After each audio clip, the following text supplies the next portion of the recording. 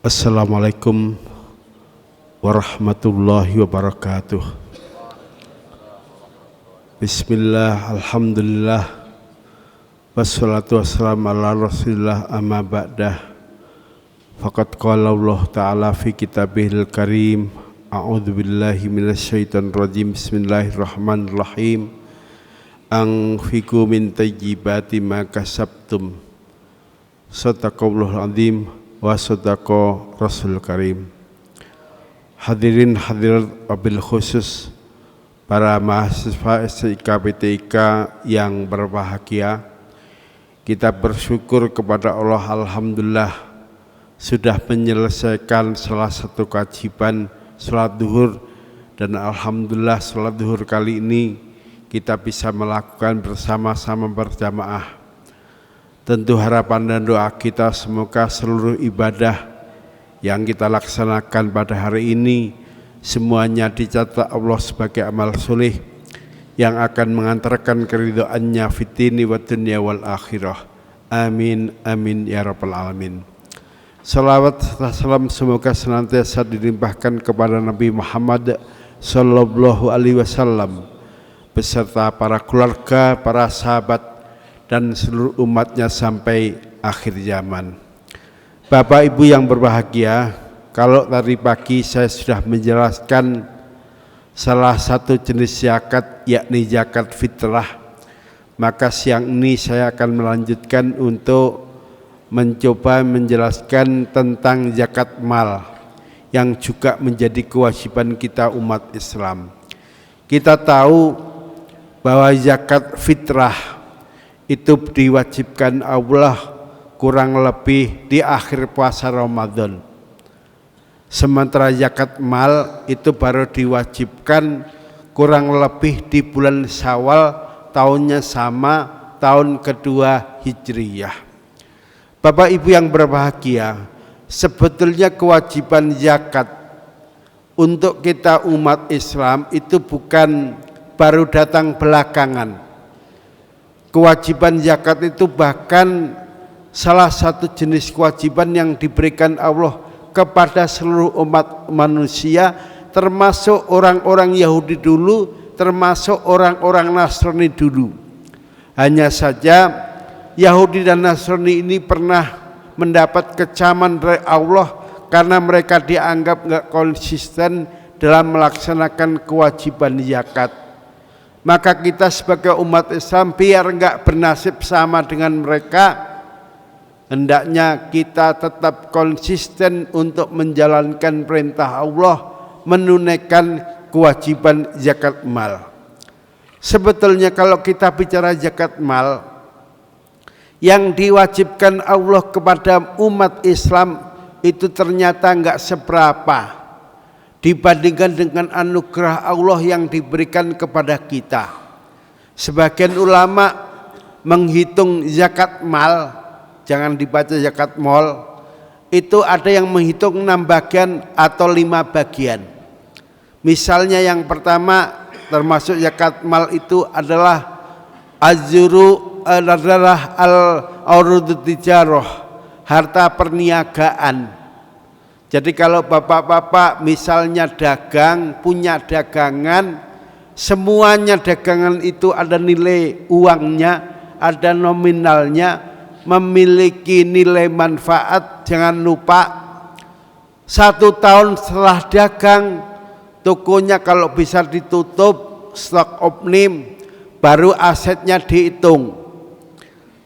Aset yang di toko dihitung, ditambah aset yang di gudang dihitung, kemudian yang terakhir ditambah juga dengan keuntungan yang sudah ditaruh di bank-bank, itu juga dihitung. Nah, urudut tijarah, harta perniagaan, itu berlaku bagi semua yang dijual asalkan sah menurut hukum Islam. Yang masih menjadi pertanyaan di antara ulama fikih, harta niaga itu yang dikeluarkan sebagai zakat, apa harus dari barang dagangan atau boleh dikonversi dengan mata uang? Pendeknya, kalau misalnya ada orang jadi juragan paku, jualannya paku, nanti ketika dia bayar zakat, apakah yang dikeluar zakatnya pakunya itu, ataukah cukup dengan menghitung nilai konversi dari paku itu nilainya menjadi berapa duit, berapa miliar, berapa ratus juta misalnya. Ini ternyata antara imam mazhab tidak satu kata. Beruntung kita mazhabnya Syafi'i. Kalau mazhab Syafi'i itu jelas, harta yang kita keluarkan sebagai zakat dari harta niaga itu boleh dikonversi dengan duit. Jadi kalau bapak-bapak misalnya jadi juragan semen, jualannya semen doang, itu jangan kemudian setelah dihitung, ditimbang, keluar zakat kurang lebih 2,5% yang dikeluarkan semennya. Kalau yang dikeluarkan semen sebagai zakat, kira-kira orang makan semen tidak? Kan jawabannya kebetulan dia nggak bangun. Kalau nggak bangun berarti kan nggak butuh semen. Untungnya ada mazhab Syafi'i. Mazhab Syafi'i itu kurang lebih mengatakan begini, orang yang jualan, orang yang jadi bos, ketika dia ingin mengeluarkan zakat dagangannya, maka yang dikeluarkan sebagai zakat itu boleh nilai konversinya.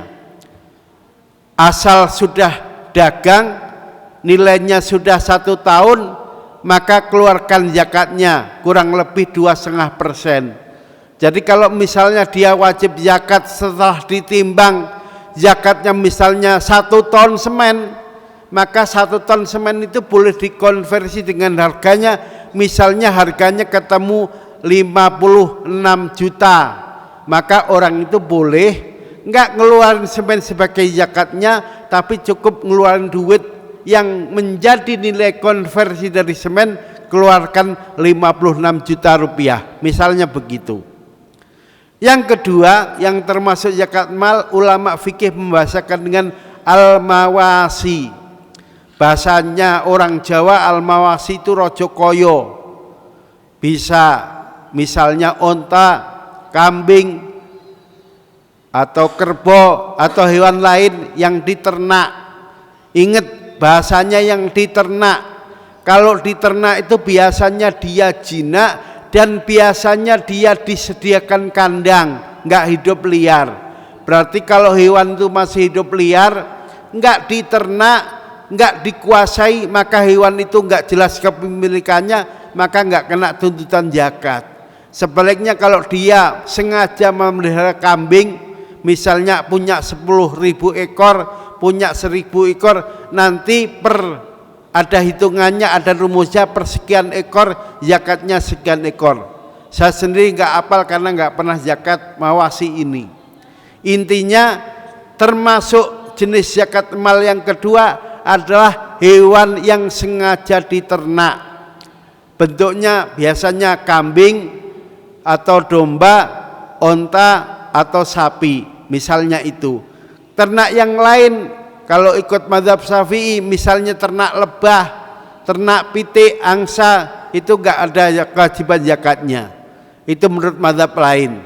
Sementara mazhab lain lagi, asal ada nilai komoditasnya, sekalipun yang diternak itu bukan jenis al-an'am, dia juga wajib dikeluarkan zakatnya.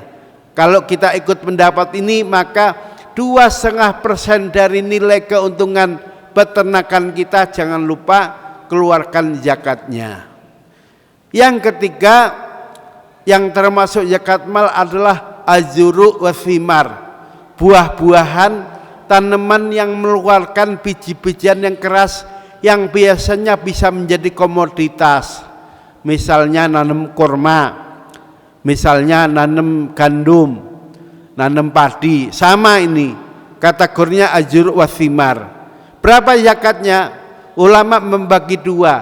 Kalau kita nanam tanaman tadi, biaya pupuk, biaya pengairan, termasuk ternyata dia harus sewa lahan, maka zakatnya lebih kecil, hanya 5%. Sebaliknya kalau pupuknya nggak beli, airnya juga cukup, nggak beli, lahannya apalagi punya sendiri nggak perlu nyewa, zakatnya agak gede, 2 kali lipatnya kurang lebih 10%. Nah, ulama kemudian mengkiaskan zakat bagi petani tadi berlaku juga zakat bagi yang enggak punya sawah tapi ternyata dia punya kontrakan. Misalnya ada orang ngaku di Jakarta ini punya kontrakan 100 pintu. Dia merasa enggak ada kewajiban zakat karena hadis bahwa kontrakan itu ada zakatnya. Enggak ada Pak Ustadz, maka saya enggak bayar zakat. Nah, sebetulnya kalau dia merasa kontrakan itu menghasilkan, ada nilai komoditas seperti kalau dia punya pekarangan, punya sawah, mestinya orang itu juga terpanggil untuk zakat. Terus berapa Pak zakatnya kalau punya kontrakan? Kurang lebih dikiaskan dengan sawah tadi. Kalau kontrakannya enggak ada biaya perawatan, enggak perlu ngecat ulang, enggak ada yang perlu dibeneri, direnovasi, ya zakatnya agak gede, kurang lebih 10%. Tapi kalau kontrakan itu biaya produksinya mahal, biaya perawatannya mahal, ada ini ada itu, maka boleh yang dikeluarkan zakatnya kurang lebih 5%. Jangan lenggang nganggung merasa enggak punya beban, punya kontrakan sekian ratus pintu, enggak pernah zakat, ini rugi. Nah, yang keempat yang termasuk zakat mal adalah al-mawasi sudah, urut simar sudah, urut tijar sudah. Yang keempat az-zahab al-fiddah, emas dan perak. Emas dan perak ini baru zakat setelah memenuhi dua hal. Satu, sudah memenuhi nisab. Dua, sudah memenuhi haul. Haul itu artinya dia sudah memiliki minimal 1 tahun, itu namanya haul. Kalau nisab itu batas minimal dia kena kewajiban zakat. Nisabnya berapa? Nisab bagi emas dan perak itu kurang lebih 77,5 gram kalau kadarnya 100% atau 24 karat. Jadi bapak-bapak yang punya emas batangan ditaruh di lemari, nggak pernah dipakai untuk kondangan, sebagian ulama memang mewajibkan bahwa emas yang wajib dizakati itu kalau dia bukan menjadi perhiasan yang dipakai. Artinya kalau punya emas batangan sengaja nggak dipakai, ingat tiap tahunnya setelah disimpan maka wajib dikeluarkan zakatnya 2,5%. Jadi kalau beratnya misalnya 1 on 100 gram, ya zakatnya yang dikeluarkan senilai 2,5%. Kalau 1 gram harganya 1 juta, 2,5 gram berarti harganya kurang lebih 2,5 juta. Itu selalu berulang tiap tahunnya. Jangan punya pikiran ketika punya emas batangan zakatnya hanya seumur hidup sekali, bukan. Yang zakatnya seumur hidup sekali itu kalau emasnya sengaja dijadikan perhiasan dan dipakai. Banyak ibu-ibu yang punya mental pelit, punya emas batangan, bilang ke suaminya, itu emas biar gak kena zakat tiap tahun, bikin aja perhiasan. Akhirnya dibuat kalung, dibuat gelang, dibuat cincin, sampai karena banyaknya yang dipakai, kalau ibu-ibu itu lewat, orang-orang komentar, lihat itu toko emas lagi jalan-jalan, karena di kalungnya sekian gram, di lengannya sekian gram, di kakinya juga ada bagel sekian gram misalnya. Intinya emas itu kalau dipakai sebagai perhiasan yang dipakai, memang ketentuan zakatnya nanti pasti dijual. Tetapi kalau dia memiliki emas bentuknya bantangan, bentuknya koin, apalagi sengaja diinvest, maka zakatnya terulang tiap tahunnya, 1 tahun sekali, setiap 1 haul 1 kali. Berapa Pak zakatnya? Kecil, hanya 2,5%. Nah, yang terakhir yang termasuk zakat mal, ulama fikih membahasakan dengan rikas. Rikas itu boleh kita artikan harta karun. Jadi kalau ada misalnya tim khusus kerjaannya nyari harta karun, dulu di kapal-kapal yang tenggelam, mungkin tinggalan tentara dari Cina, dari Tiongkok, tiba-tiba nemu keramik, setelah dikumpulkan ternyata nilainya miliaran. Ingat, harta karun itu juga wajib dizakati. Bahkan sebagian ulama menilai zakat harta karun itu relatif lebih besar, nilainya tidak 2,5%, bahkan bisa sampai 20%.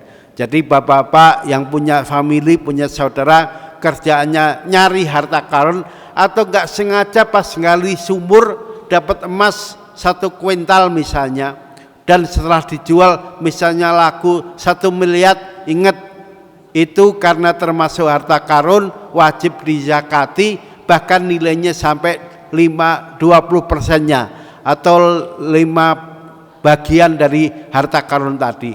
Jadi kalau nilainya 1 miliar, zakatnya kurang lebih 20 juta rupiah.